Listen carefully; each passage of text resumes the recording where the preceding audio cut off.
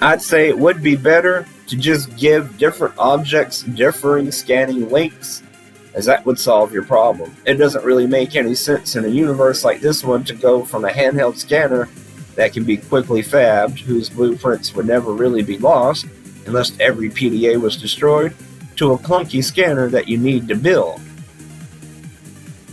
In all fairness, he just compared the scanner that we have to a clunky scanner that you need to build. How is a scanner we need to build any different than the scanner that we need to build currently? What's his measurement? What's his metric for clunky? Huh?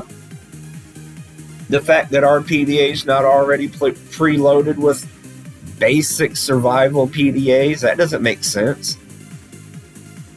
Robin's got this personal Xenoworks PDA of hers that she refuses to trade in. She refuses to upgrade to an Altera PDA. And yet she brings it with her, and it's got no blueprints in it aside from extreme bare, like it's got a knife blueprint in it. It might have the scanner blueprint in it. If you didn't have the scanner blueprint in it, then that would be a gameplay issue. You couldn't acquire any new blueprints without a scanner.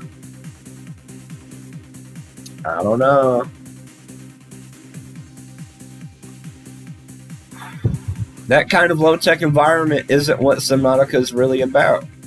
They tried that in an early version of the original Subnautica, as I believe you pointed out, and they decided it just wasn't very interesting or fun. You know, they also decided that it shouldn't matter if we play as a male or female character, and that they should just focus on game development, but that upset the Twitter community.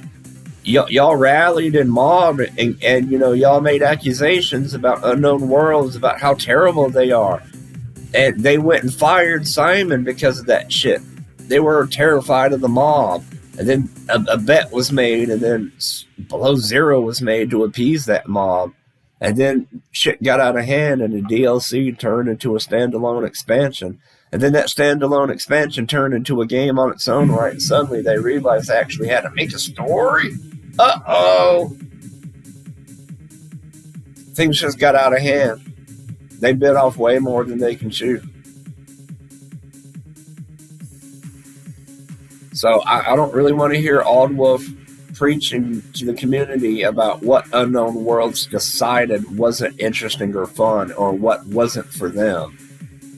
Because they didn't want, by Charlie Cleveland's own tweets, co-founder of Subnautica, he didn't think it mattered. It wasn't an issue. It wasn't a concern to him about the gender that you play as in a game where you're a silent protagonist. He just wanted to finish the game.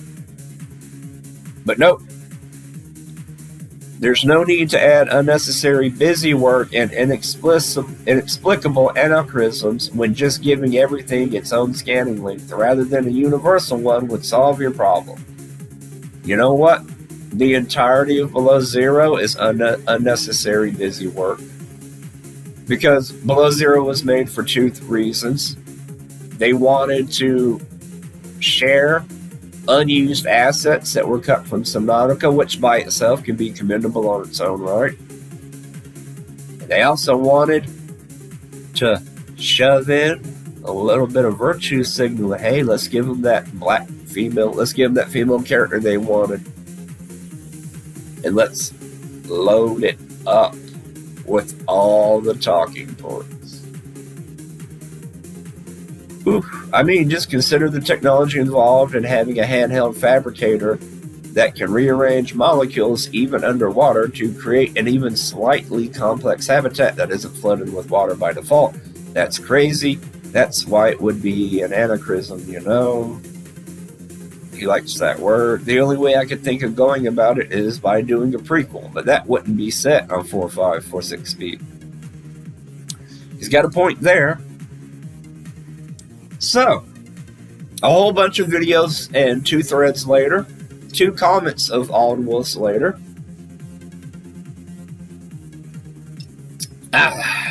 Delicious coffee. So where's his Where's Unga Bunga? Where's Unga Bunga White Man Smash?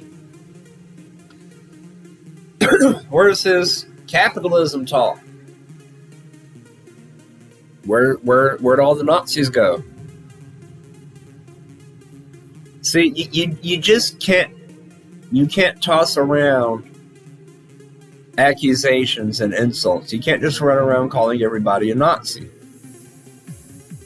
When you call sensible people Nazis, your Nazis start to sound sensible. It's like they've forgotten what real evil looks like because they're too busy ascribing it to genuinely good people on the bald-faced lie and baseless fact that they just simply disagree with them. They espouse, be open-minded, be tolerant to other people, be open and diverse. But if you do not agree with them exactly, they are entirely intolerant. And they do not allow diversity of thought. Do as I say, but not as I do. If it's a topic that I've mentioned before, then it's a topic I'm going to keep bringing up because it's a topic that keeps coming up. Because more and more people, we're at the point where we're at because there was a point where if you acted like an SJW, people would call you. The SJW started off as an insult. You're being an SJW. That got everyone's attention. Who's being an SJW? Let's all point at them and laugh at them. But then you started to get in trouble for doing that. And colleges started fucking people in their minds and miseducating people. And all of a sudden, it was fashionable. White people found a new way to claim victimhood by claiming to take responsibility for the cardinal sin of being born white. So let's start this movement up. SJW, yeah, they took that insult and they ran with it. They're like, yeah, let's do that. And then people were afraid to speak up. Oh, I don't want to be offensive. You know, I don't want to be a bigot. I don't want to be a racist. People got confused by that shit. The racist convinced a bunch of non-racist people that they were the racist. That's tragic. And now we're at a point where the pendulum is swinging back. People have gotten so tired and bored with being called racist for every little thing that they do and say. It's worn off. It's lost its effect. I get called a Nazi so much, I'm like, okay, whatever. I'm not offended. I don't feel the need to defend myself anymore.